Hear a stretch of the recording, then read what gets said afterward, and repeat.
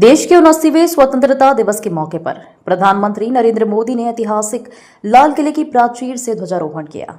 उन्होंने आजादी के नायक राष्ट्रपिता मोहनदास करमचंद गांधी के समाधि स्थल राजघाट पर पहुंचे, श्रद्धांजलि दी। ध्वजारोहण के बाद प्रधानमंत्री ने लाल किले की प्रचार से संबोधित किया। प्रधानमंत्री ने देश के दुश्मनों, खासतौर पर पाकिस्तानी समर्थित आतंकवाद पर जोरदार हमला किया। उन्होंने कहा कि पहलगाम में 22 अप्रैल को बेगुनाह भारतीय नागरिकों के हत्यारों और उनके मददगारों को ऑपरेशन सिंदूर ने अच्छा सबक सिखाया है। भारतीय सेनाओं को पूरी छूट थी कि वो अपना लक्ष्य, समय और तरीका चुने, लेकिन दुश्मनों को नेस्तनाबूद करें। पीएम ने आगाह किया कि अगर फिर कोई आतंकी घटना दोहराने की हिमाकत की जाएगी तो दुश्मन परिणाम भुगतने के लिए तैयार है। हमारा देश कई दशकों से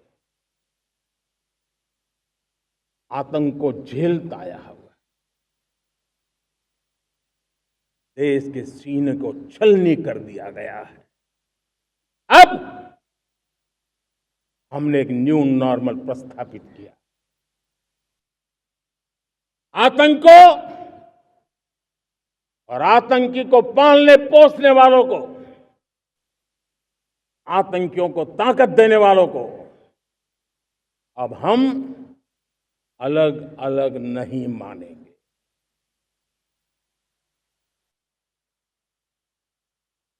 वो मानवता के समान दुश्मन है, उनके बीच कोई फर्क नहीं है। अब भारत ने तय कर लिया है कि न्यूक्लियर की धमकियों को अब हम सहने वाले नहीं हैं। न्यूक्लियर ब्लैकमेल लंबे अरसे से चलाया, अब वो ब्लैकमेल नहीं सहा जाएगा।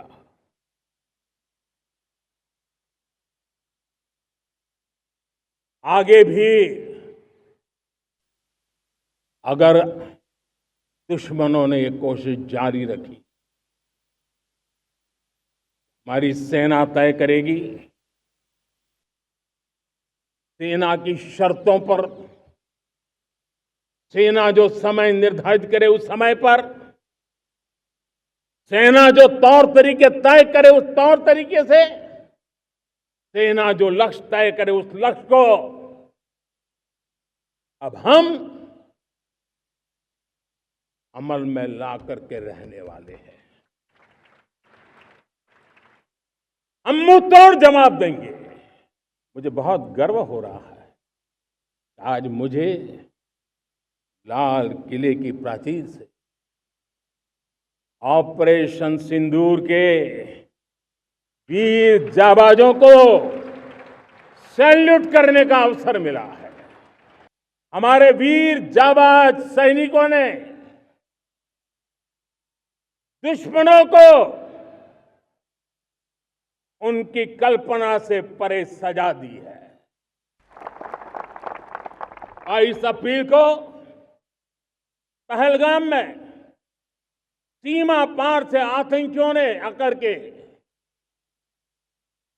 जिस प्रकार का कत्ले आम किया, धर्म पूछ करके लोगों को मारा गया।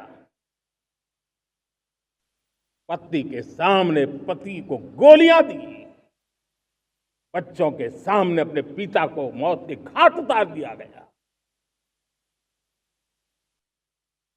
पूरा हिंदुस्तान आक्रोश से भरा हुआ था।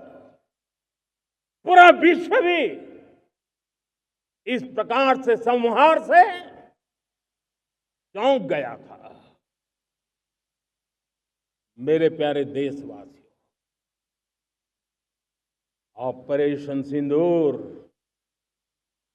उसी आक्रोश की अभिव्यक्ति है। 22 तारीख के बाद हमने हमारे सेना को खुली छूट दे दी। रणनीति वो तय करे, लक्ष्य वो तय करे, समय भी वो चुने, और हमारी सेना ने वो करके दिखाया जो कई दशकों तक कभी हुआ नहीं था। सैकड़ों किलोमीटर दुश्मन की धरती पर घुस करके आतंकी इमारतों को खंडहर बना दिया। पाकिस्तान की नींद अभी भी उड़ी हुई है। पाकिस्तान में हुई तबाही इतनी बड़ी है कि रोज नए नए खुलासे हो रहे हैं, नई नई जानकारियां आ रही हैं। बजट का बहुत बड़ा हिस्सा ये पेट्रोल, डीजल, गैस इन सबको लाने के लिए खर्च होता था। लाखों करोड़ रुपए चले जाते थे। अगर हम ऊर्जा में डिपेंडेंट न होते तो वो धन मेरे देश के नौजवानों के भविष्य के लिए काम आता। वो धन मेरे देश के गरीबों को गरीबी के खिलाफ लड़ाई लड़ने में काम आता। वो धन मेरे देश के किसानों के कल्याण में काम आता। वो धन मेरे देश के गांव की परिस्थिति को पलटने के लिए काम आता। लेकिन हमें विदेशों को देना पड़ रहा। अब हम आत्मनिर्भर बनने की दिशा में काम कर रहे हैं। देश को विकसित बनाने के लिए हम अब समुद्र मंथन की तरफ भी जा रहे हैं। हमारे समुद्र के मंथन को